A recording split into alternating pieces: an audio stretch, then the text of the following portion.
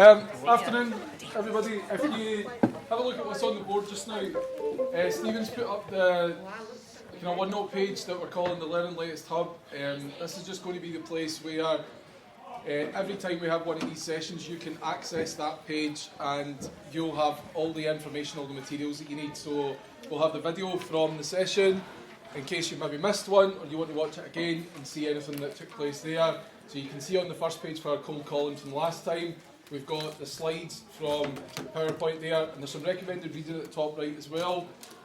This is where the retrieval practice stuff is going to go, and then you'll find the bulletin that is in the link that I sent out in the email this morning. You'll be able to click anything that's underlined there, and it will take you to the relevant place that you need to go for whether it's listening to podcasts, whether it's looking for any sort of reading resources or anything like that in the future. But obviously this is a work in progress, so if people access anything and they think actually that's a bit clunky or that doesn't work or I really like that, please just let us know. Email back to that email address and it gives us that feedback, and it means it's something that we think about for next time, because we want to make this as useful and as easy to use as possible. That's the whole appeal of it, is that if it's easy to use and quite quick to pick up, then more people are going to be on board with that, right? So have a go at it and see how you get on. Perfect. So hello, welcome along for those that have not been here. We had the call session 2 weeks ago, and in the fashion that we want to do it, we don't want to just touch on it and not touch it again, or go over it again. This is why it falls into the retrieval practice, what we're doing today. However, if you were here last week, I think we're all mixed in at groups, people who kind of were here. I want you, from the last time you were here, you went back into your classroom. How have you got on with the technique? Is there anything you found that worked or was challenging, or you can maybe put forward and maybe share with everyone else, we maybe learn from you? So for the first part, if you were here last time, a wee discussion at your table about did you use it, was it effective, was it not? Have you found any challenges or anything you can learn from it? Alrighty. Is there anyone at a table who weren't here at all last week? It's just this table here. Is that right? Yourself. You were here, weren't you? You were here, you were here. You were here, weren't you? You were there. Do you want to jump to that table there? Just for this bit if you want, just to listen to them, how they got on. And then we'll use here. You know, hello. Do you want to just sit at this table just now and listen to these guys talk, then you can go back once you've discussed it? That's right. But I didn't use it normally anyways. But I have done like the explaining, like the talking about it. Yeah, the descriptive, like we're going to be using calling class. That means basically calling on right people. And I think for some people it will come up a little bit more than just getting called on and going, I don't know. So I do think that was actually really effective. So I was using it a lot with my S1s. It's a much more interactive class. More so with like other older classes do a lot of it. And if I were to call on them for should be doing it. But I was having some issues with like just calling out for everyone and being like, alright, is Courtney, Anna is your name? He's like, okay, and like, you know, he's nice enough to me, it was just being silly, but he wasn't giving anyone else doing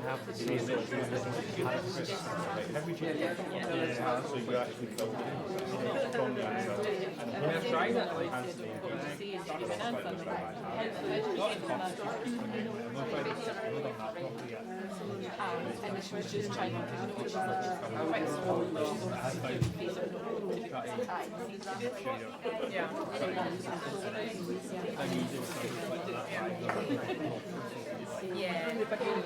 Okay guys, we'll just draw that to a close just for conscious of the 30 minutes. If you want to jump back to your table or wherever you can, rather than spending time going round, hopefully it's more beneficial you speaking about it. Is anyone got anything they want to raise or share or any concerns about that we can quickly go over? If not, I'm happy to just move on. We're only about half an hour. If you want to speak to us individually as well after this, you can. But it's only a case of you speaking about it. Hopefully that helps you dialogue at your tables. Okay. So retrieval practice is what we're looking at today, and you've got this infographic there that's very, very good. The way it's created on the colours on it, you should have that breaking down what it is. You can take that away with you. We'll be touching on bits of this.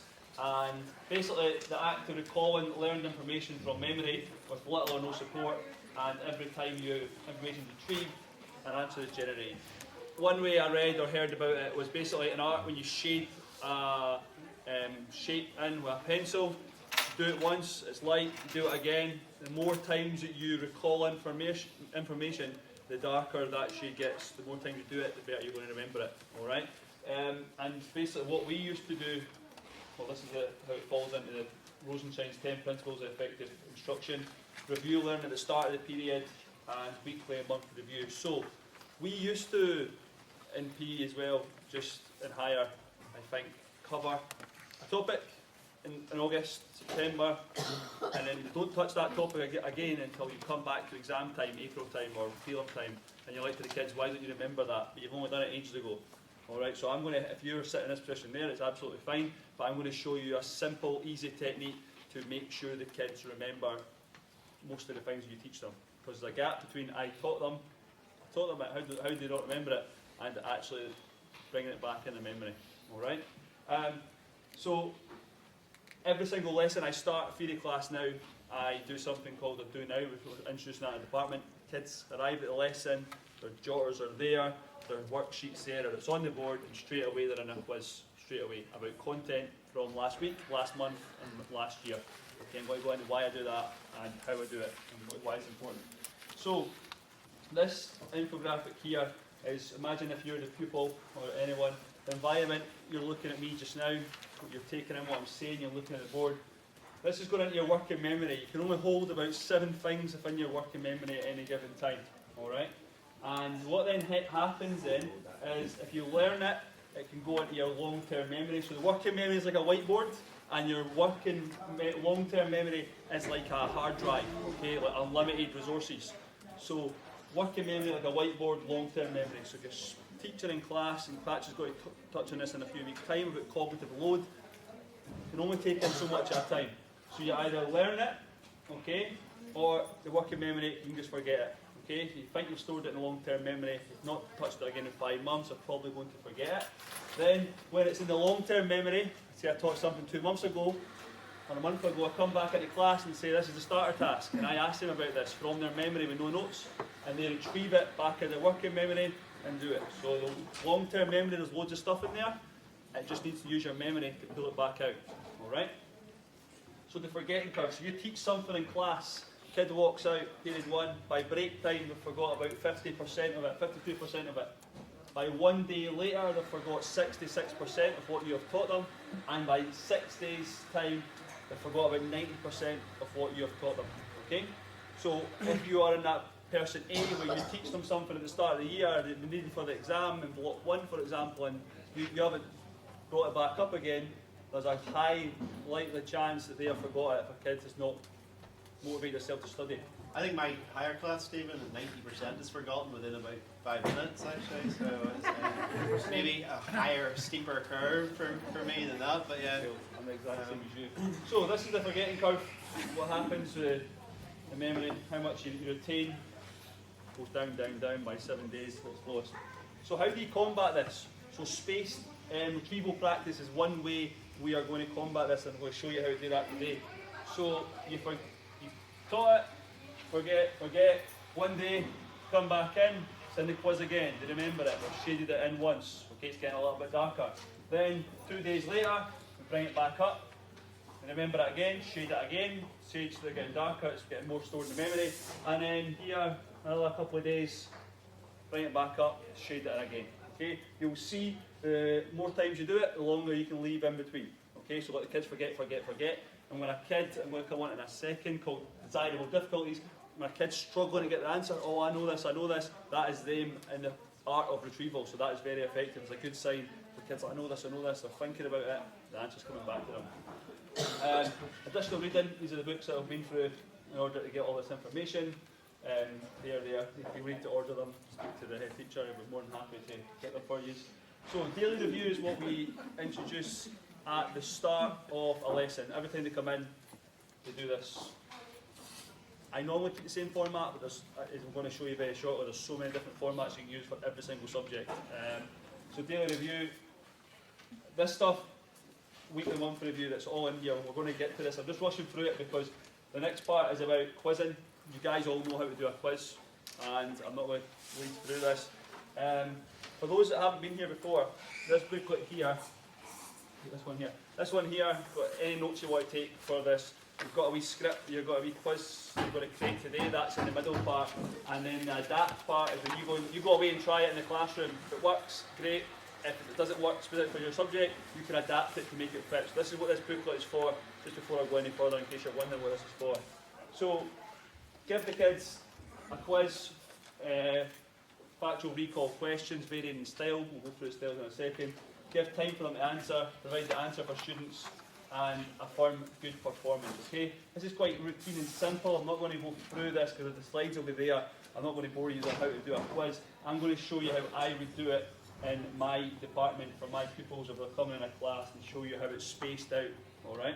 So, the key thing about this is it is no notes at all, because you get kids in the OneNote checking the answer. There's no point, it's just cheating, okay? So, an example of how, if the kids are coming in my class, this would be on the board, alright? Or, they did find taking longer to set up, I just gave them the paper sometimes, alright, as well. But, these are the questions here. So what I'll do is then tackle the questions. I would then create a PowerPoint, the next slide, with the answers on them. But I don't want to chuck all the answers up at the same time, it's not going to work.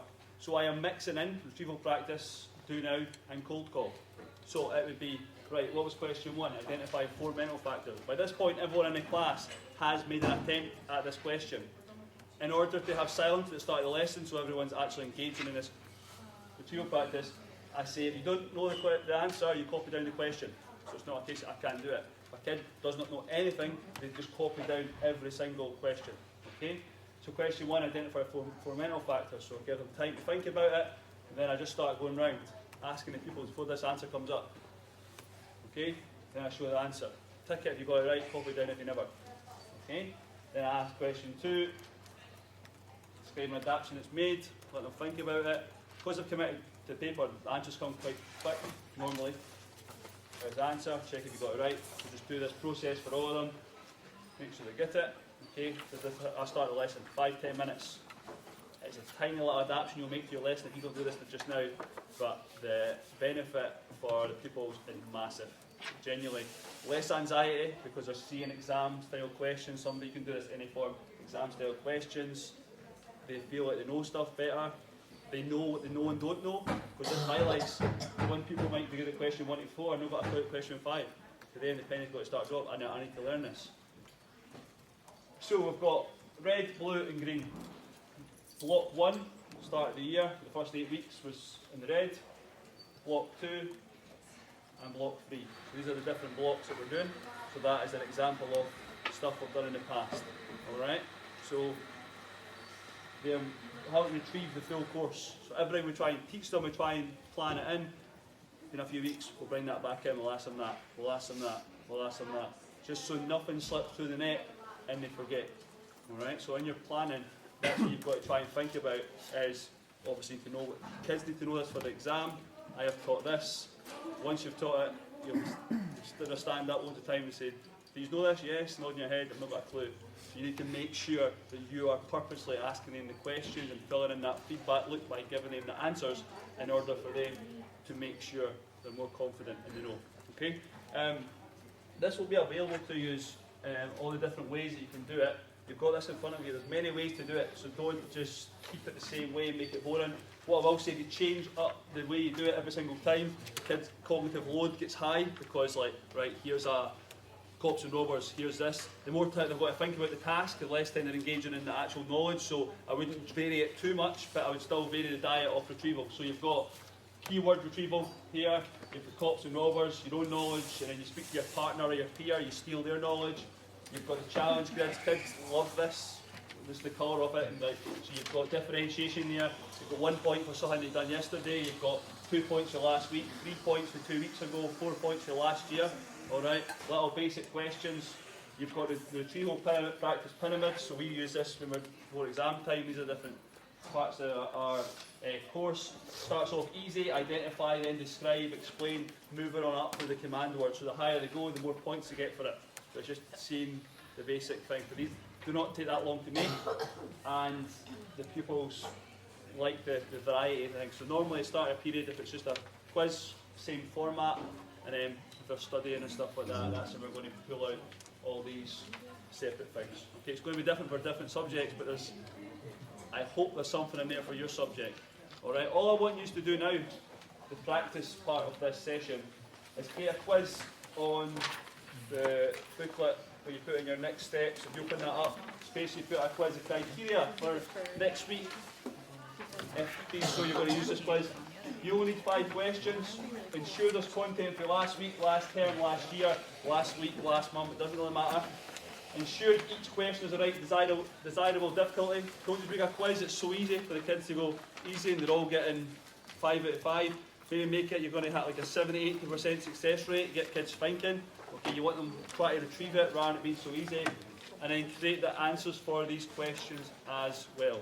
Okay?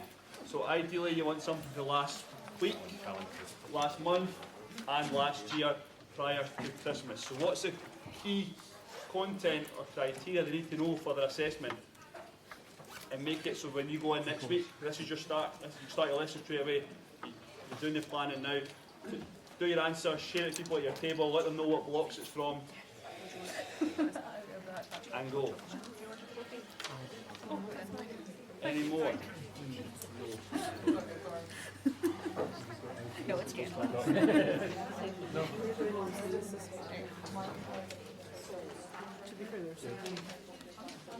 Latte for anyone? Vanilla latte? Lattes? Anyone order a latte?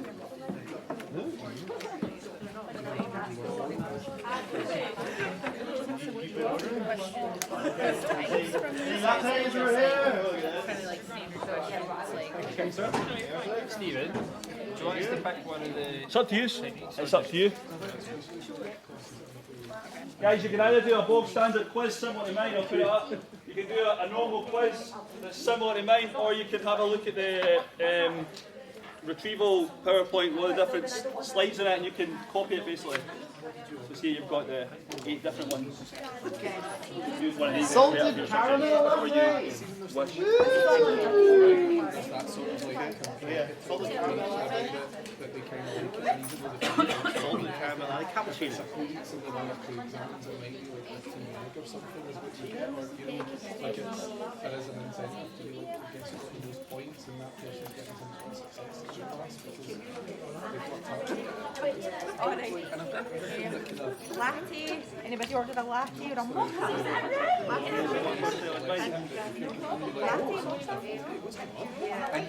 Any of these work for you? Cappuccino. Aye, it's a media, well, it's a PowerPoint.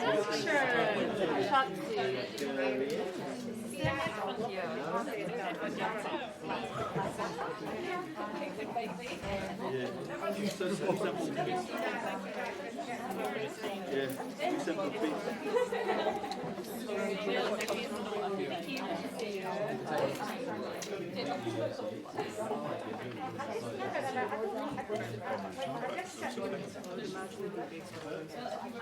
actually, yeah, just keep that whole single question because if they get it right once, are they still going to get it right in 2 weeks' time? Or if they didn't get it right once, well, maybe they've learned from that mistake and try it next time. And if they haven't, then that's a problem.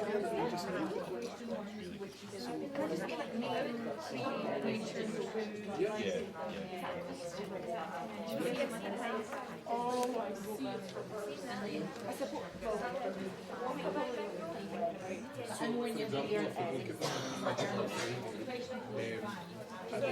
whatever, then probably could be the point of doing start class to like test the knowledge again, so we can still remember the or can still remember. This will be put on the OneNote, guys. This PowerPoint presentation, it's got all of this, what you've got in front of you, but it'll be on the OneNote for you to download, and then save it, make it your own, print it out, fit it in your class, or put it on your OneNotes, whatever you like.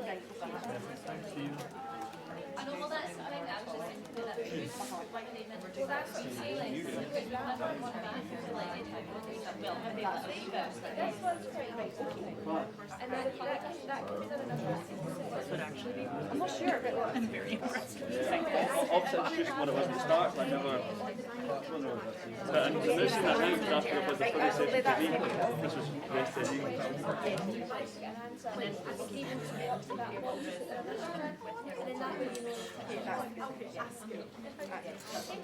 Was this something that you've known about before? Just the general pool table? I think that would get more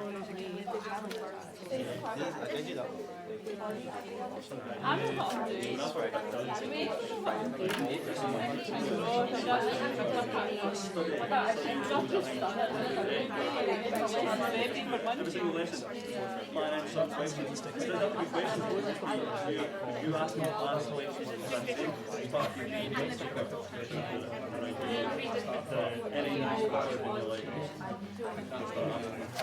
I know it's like not overtime, but after lunch, but like what I like about cool is just to ask the same question over and over again. And it's been, but it's just in 2020, yeah, but it's really effective. No, Sonic say, yeah, Some yeah. would, some would. You have to have the Yes, I know, some would, I would. Yeah, Yeah, no, I know, not all of them. different subjects, but it's because different things. There's that okay, not clear, Like even at there, like if you've got an angel do Yeah. You could absolutely just, well, I wouldn't necessarily be coding, but you could use the same format and be like, what is the imagery you use here? yeah, you And just adapt that to whatever you needed.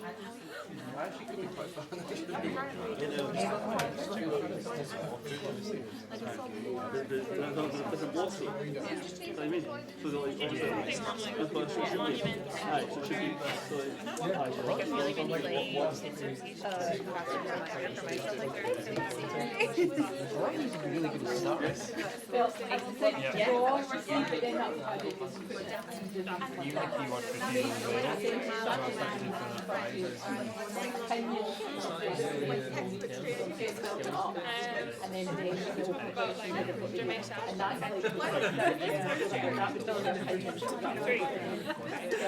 You mentioned my geographic space. so I gotta remember. So the most creative way you can get them is there. So like Dermata, we mentioned like Aye. So that's basically.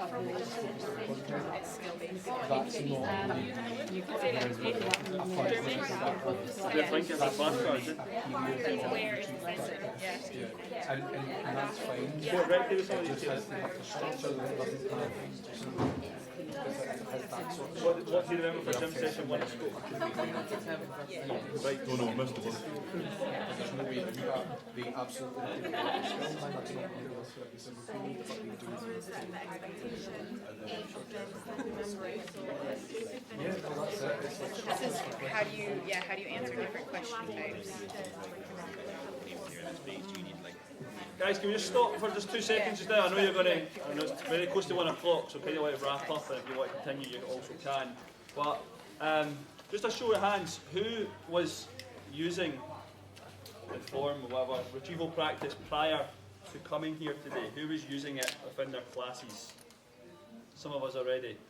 So the question was, question 1, if you weren't using it, how are you going to try and use it? If you are going to use it, what steps are you going to take? If you were using it already, is it, apart from you guys, we've been through this quite a lot, but if you were using it already, is there anything you're going to change or in your practice to make it, try and make it even better or more impactful for the kids? Yeah, it's something we have a lot to think about. So if you weren't using it, how are you going to add into your practice? Because it is quite low effort, high impact.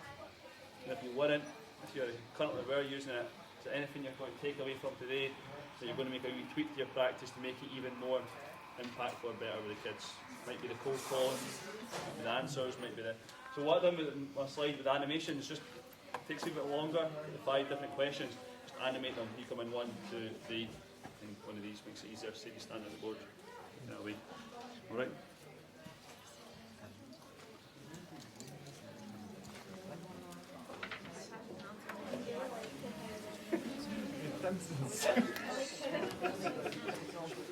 I quite like this.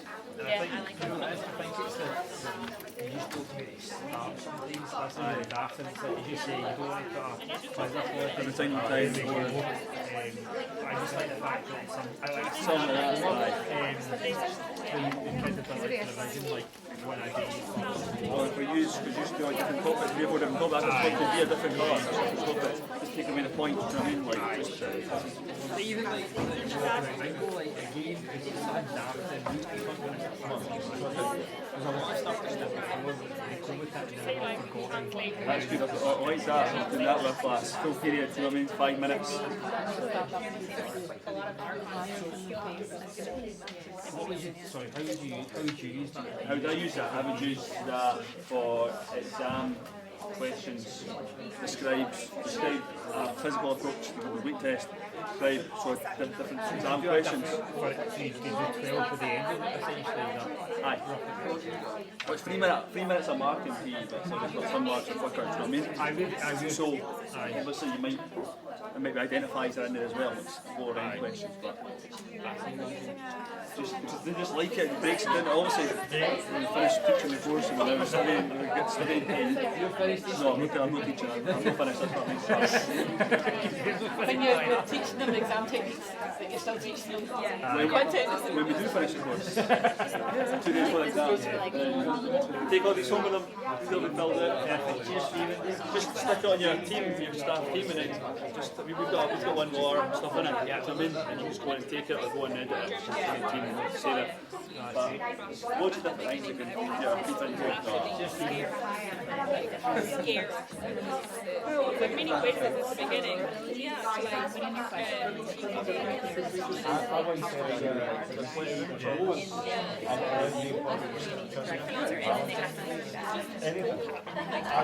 Some really similar, but a different style. And they have everything. We were so scared. And that's why I'm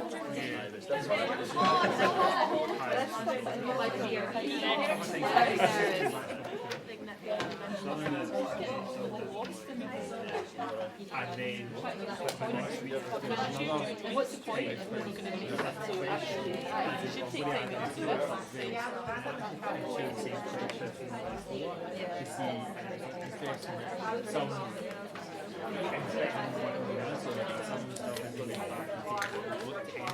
Have you still seen the review option on OneNote? I know the usual you go use it. No, so if you go, if you're under class I have experience. I think it's pretty easy to think it's just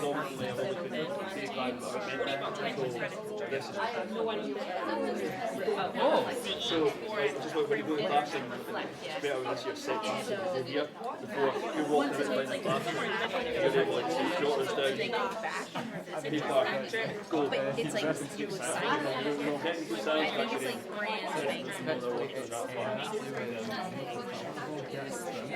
So, does it give them like a notification?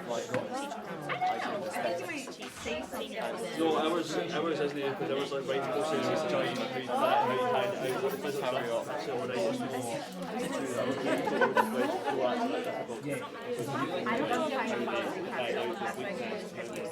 when you're training, you know what I mean? This deals with defines how you get the marks. They're fancy machines. I'm not. Well, I want to go to English since I've been at it, but Yep. maybe better.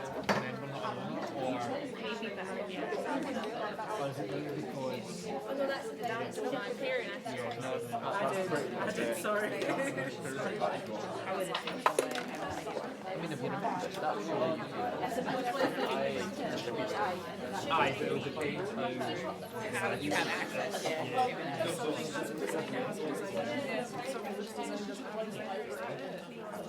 I think OneNote really kind of weird sometimes with its distribution and stuff like that. Sometimes